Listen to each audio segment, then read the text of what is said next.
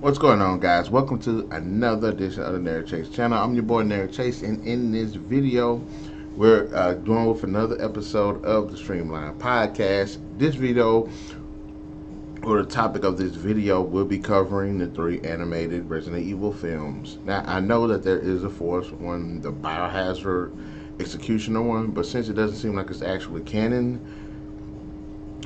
I'm not going to really go with that. I'm just going to go with the ones that are actually canon with the story, which you do see our main protagonist from the games in. So, that being said, let me go ahead and shoot the intro.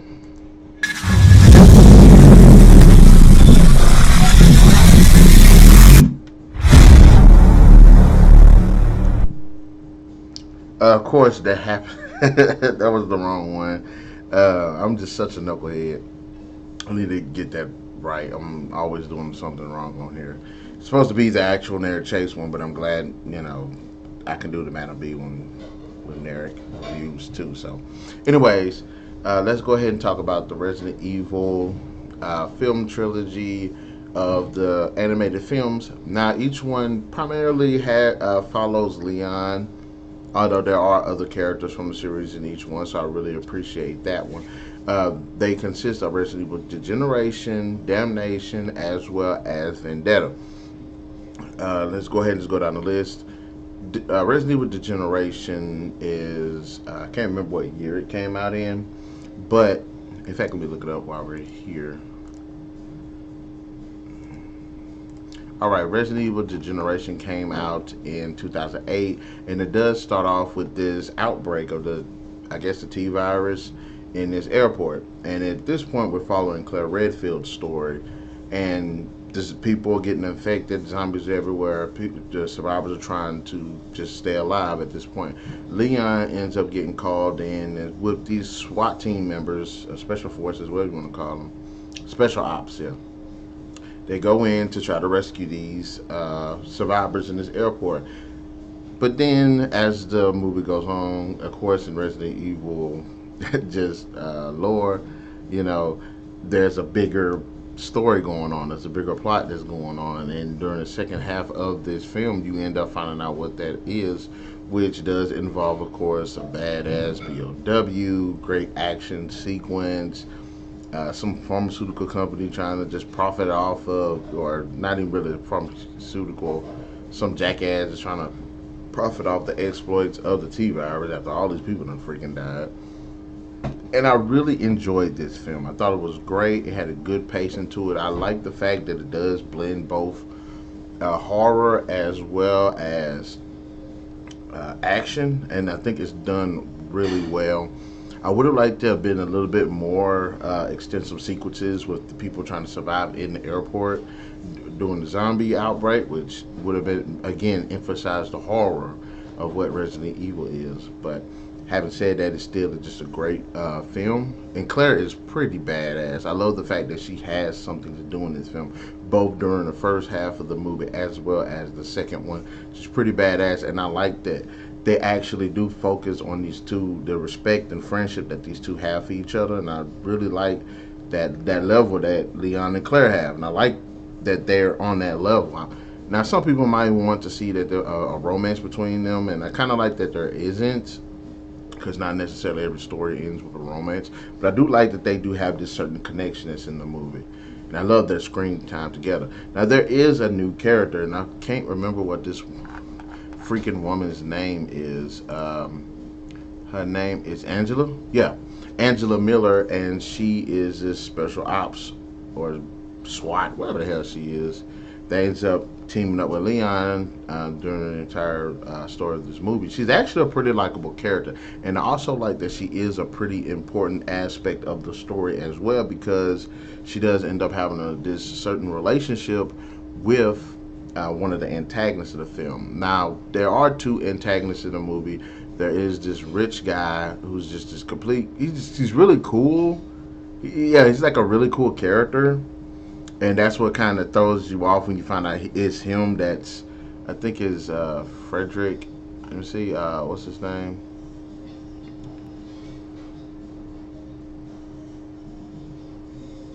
Is it Davis? Ron? No.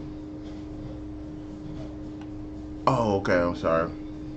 It's not Davis. I'm sorry. What is this fool's name? I keep forgetting it. Downing, yes. And I was just looking at it. Frederick Downing. He's like this guy that you wouldn't expect to be the bad guy, and I like that about his character. He's kind of charismatic, and he's pretty suave, and he's really smart, and I like that about his character. Now, the other antagonist is this terrorist guy, Angela's brother Curtis, who is trying to expose Umbrella for what happened in Resident Evil 2 and 3.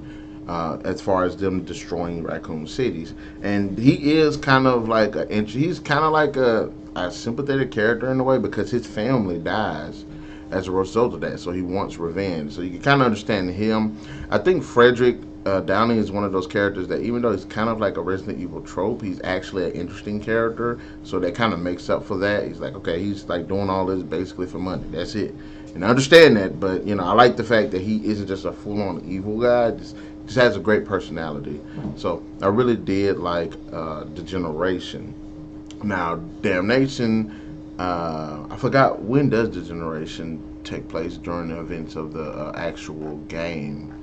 I cannot. It either takes place after Resident Evil 4, or, well, I would say right after 4. I was going to say after 4 and before 5, but I think it does take place after 5. No, before 5. Now, the second one, Resident Evil Damnation, once again follows Leon as he's in Russia or something like that. What's Soviet? I'm trying to think how to say it. I'm so damn crazy. Soviet country, the Eastern Slav Republic. I kept wanting to say Slavic, but it's, yeah, the Slav Republic. Um, Follow Leon, and he's trying to figure out if they're actually BOWs being used in this war between the government and these, I guess you could say, rebels. So America, Russia is trying to intervene, but they don't know what's really going on. They just know that there is this war between these two factions, and Leon ends up getting caught up in this war, where he ends up finding out that yes, both sides were actually using BOWs. Now, there really isn't any mainstream characters introduced in this movie except for Ada Wong, and she is just fantastic. She is superbly badass in this movie. Not only is she just great with like hacking, but as weapons go, she's awesome, and she is just like definitely a fighter. She can kick ass, so I really appreciate it about it. But I do like the this film as well, and in fact, I think it is better than the Generation, as it does up the ante of the action. But there is a really good sequence where there is like horror. It's like a suspenseful horror sequence, and it isn't the traditional zombies. They're more of the Las Plagas infected, and these Las Plagas infected, of course, they they function like a person, but not like 100%. But they can walk around and open doors and use weapons and stuff like that. But I do like that they do focus on the Las Plagas this time rather than the actual zombie virus, because it does up the ante of the BOWs and the progression of what these BOW, weaponization, and what I'm saying. Like, they're actually showing that they're progressing with weaponizing the T virus and the after effects of it. So it's actually a pretty cool film. There are some interesting characters. There is this guy that's like one of the rebels. He is a teacher. He was a former teacher, and because of how the regime is being run by this one woman, which I can't remember what her freaking name is. What is her name?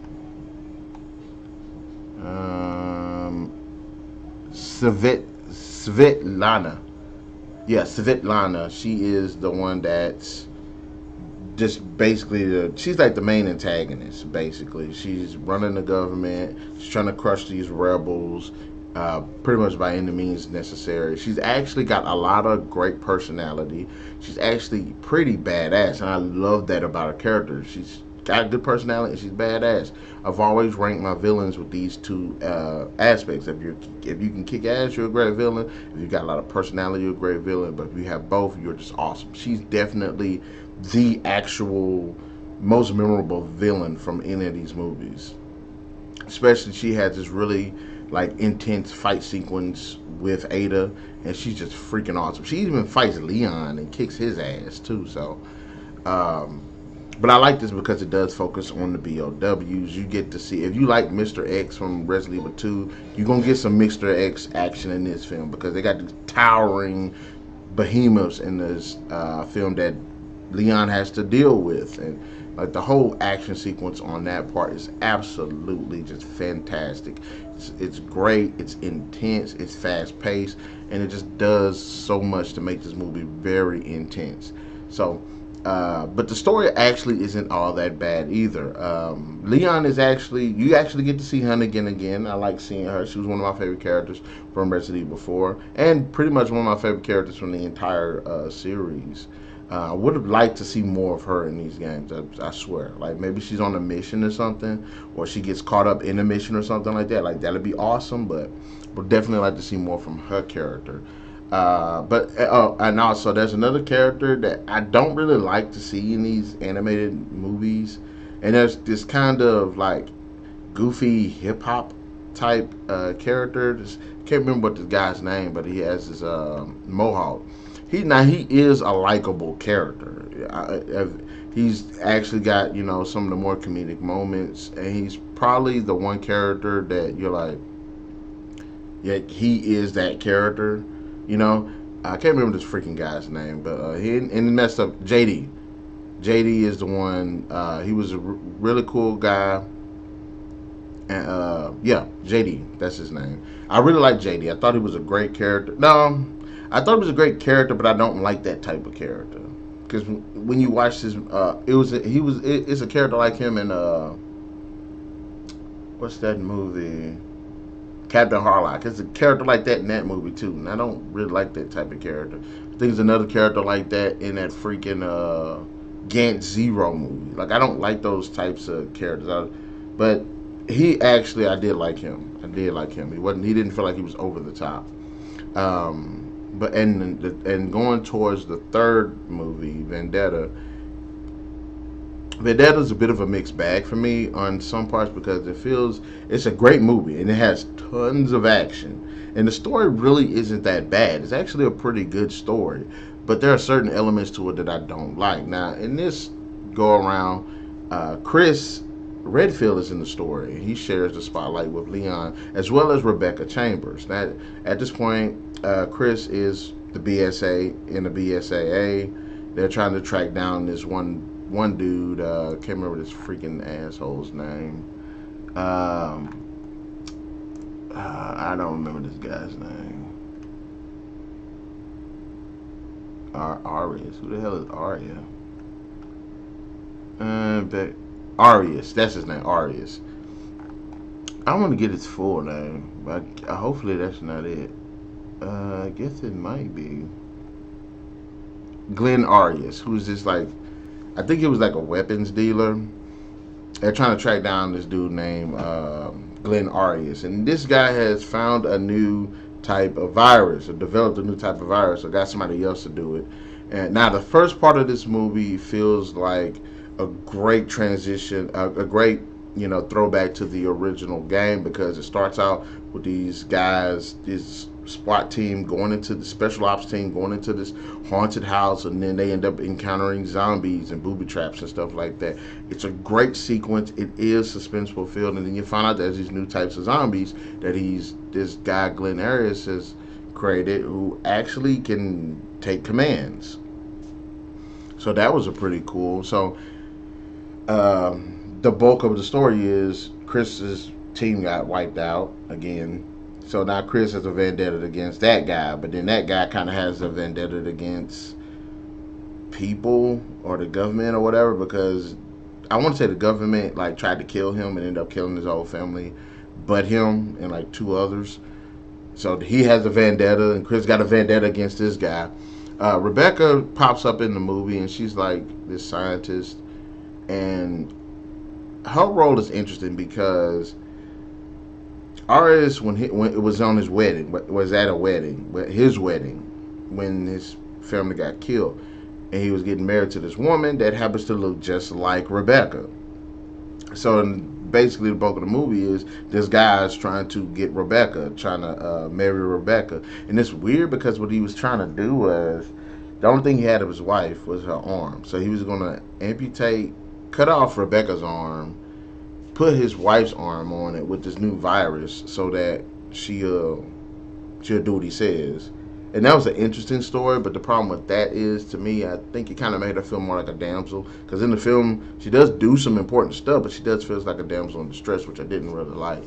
And it kind of took away from her character a little bit. But it was awesome seeing her in this movie and interacting with Chris and Leon. I really enjoyed that. But she does do something, just wish she could have done a little bit more, been less of a damsel in distress. And then Leon, I forgot what his role in the movie was. They were recruiting him because he's badass and he's dealt with this before. I can't remember exactly why they went and got Leon, but I think it's because I think it was because he's dealt with stuff like this before. So, but the problem with this movie to me is it feels a little bit too much action. There's one sequence where Leon is getting chased by these like zombie dogs, and he's going like 50 miles an hour down the highway, and they're actually keeping up with him. And then in the process of, he gets like a whole bunch of people killed trying to kill these stupid things. So I'm like, yeah, they could have did better with that. And during the fight scenes, which is awesome at the same time, it's kind of bad, is because it seems so choreographed. Is there's the part where these big shootouts with Leon and Chris when all these zombies are attacking them, like 3 times in the movie, like 2 or 3 times in the movie, and they're doing like all this karate and wrestling and gung fu type stuff with the zombies as they're fighting them, and it's cool as hell. Like, it's best sequences in the freaking movie, but it's still it feels kind of choreographed and a little over the top. And it's like, yeah, you would be shooting the zombie, but you probably wouldn't be doing that because you're getting a little bit too close to them and stuff. But it's actually pretty cool. Now, I will say the villains in the movie have an interesting a good motivation, but I just don't really like the characters because Glenn Arias was already kind of a bad guy before all this started, so it's like you can't really feel sorry for him. But I'm not gonna lie, the Mariah Gomez chick was fine as hell. Like, damn, is she stupid bad? Like, how fine that woman was in this movie. Like, damn, that shit was stupid. But anyways, Glenn has I guess his father and his sister, or members of that family, and the father's like this big hulking BOW guy, and I'm like, oh, okay. But the problem is, like, you don't really get enough time with them, so you don't really know how their relationship actually works.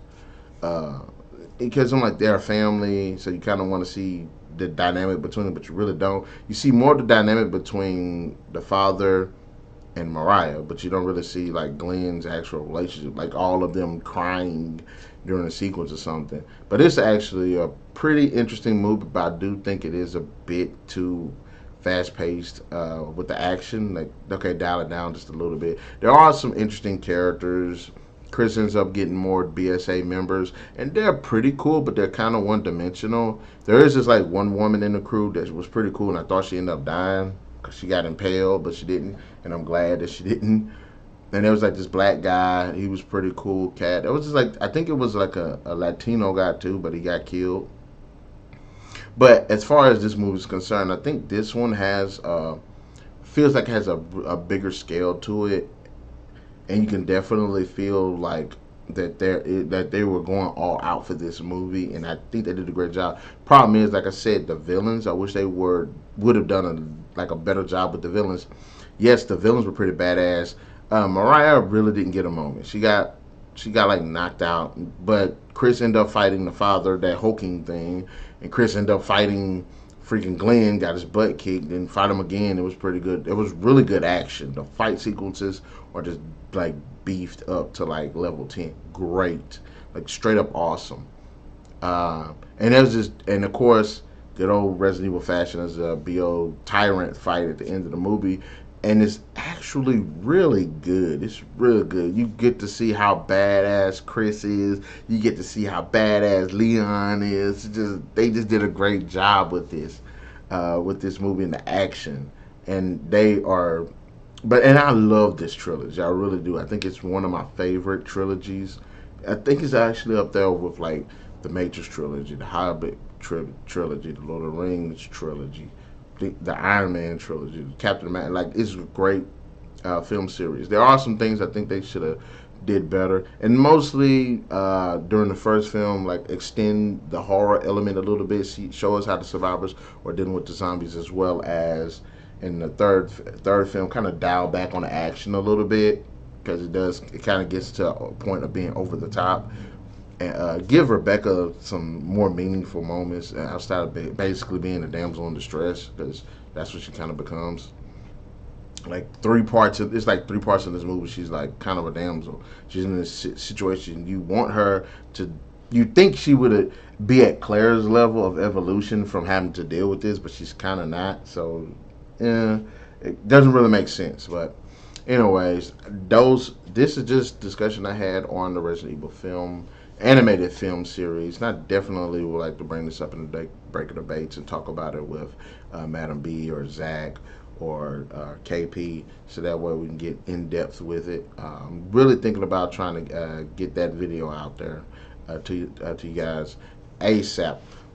Just in case I hadn't uploaded this video before I did that or after I did that. So, but anyways, guys, in the comment section below, let me know your thoughts about the Resident Evil animated film series. Who are your best characters? Which movie has the best story? Let me know your favorite moments in this movie and which movie has the best villains actually, because I'm really interested to hear what people have to say about that. Be sure to stay tuned on Thursday for more videos. We'll definitely catch you guys later, and we're out.